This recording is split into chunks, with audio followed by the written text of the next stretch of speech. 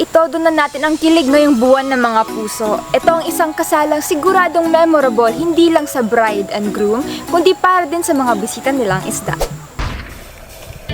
Kakaibang kasalan, mga bride and groom nag-I do sa ilalim ng karagatan. Take the plunge, yan ang sinabi sa mga ikakasal. Kasi nga naman, singlalim dapat ng karagatan ang pagmamahal na ibibigay mo sa magiging tuwang mo sa buhay. Pero may ibang couples na literal ang interpretasyon sa kasabihang ito. Sisisirin natin ang mga kilig moments ng kasalan sa ilalim ng karagatan ng Batangas.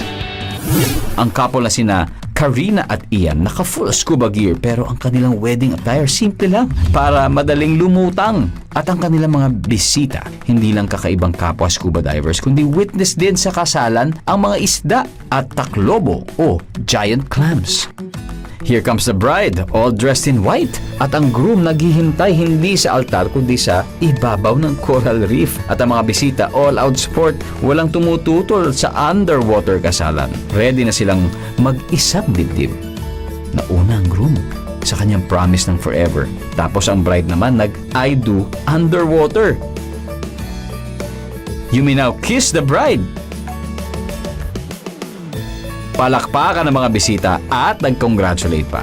Ang bride and groom naman lumangoy patungo sa future ng magkasama. Ang magkasintahang Richie at Sheila naman, simple lang ang seremonyas. Ang groom, imbis na formal suit, scuba gear ang suot. Siyempre dapat puno ang oxygen tank. Nauna na sa tubig. At sumunod ang bride sa kanyang puting wedding dress. Ang pawikan na yan ay isa lang sa mga bisita nila. Umpisahan na ang kasalan. Hindi halata kung pinagpapawisan man ang groom pero mukhang walang kinakabahan. At habang nagpapalitan sila ng I do, ang mga bisita nila sumasama sa eksena.